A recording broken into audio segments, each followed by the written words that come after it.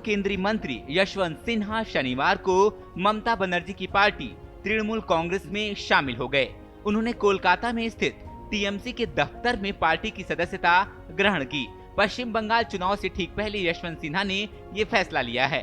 अटल बिहारी वाजपेयी सरकार में वित्त मंत्री रहे यशवंत सिन्हा 2014 के बाद से ही मोदी सरकार के आलोचकों में से एक रहे हैं। टीएमसी में शामिल होने के बाद उन्होंने बीजेपी पर हमला किया और दावा किया कि टीएमसी बहुत बड़े बहुमत के साथ सत्ता में वापस आएगी। इस दौरान यशवंत सिन्हा ने कहा कि कंधार विमान अपहरण के दौरान बंधकों के बदले खुद बंधक बनने का प्रस्ताव ममता बनर्जी ने दिया था।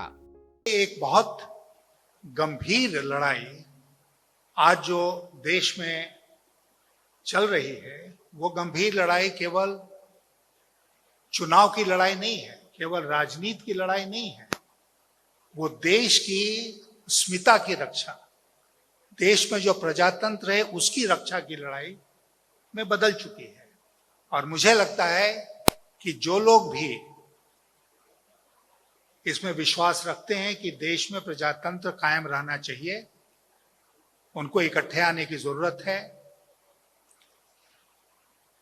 ममता जी और हमने साथ मिलकर अटल बिहारी वाजपेयी की सरकार में काम किया था।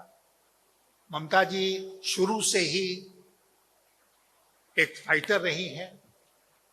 आज मैं आपको बताना चाहता हूं कि जब इंडियन एयरलाइंस का हवाई जहाज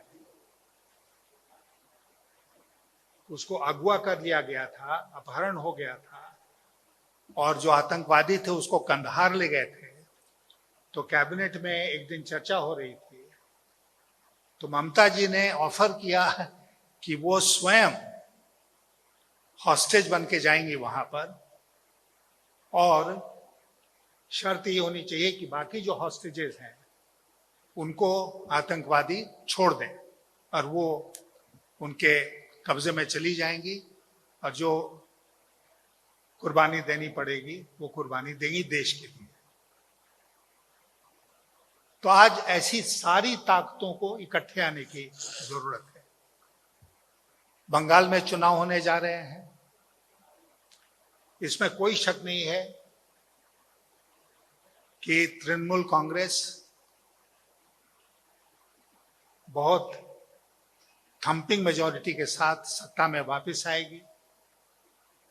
लेकिन मुझे लगता है कि हम सबका कर्तव्य बनता है कि उस थंपिंग मेजॉरिटी को और थंपिंग बनाए और बंगाल से एक संदेश जाए पूरे देश में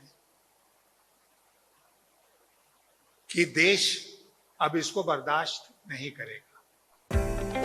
हमारे चैनल को सब्सक्राइब करना ना भूलें।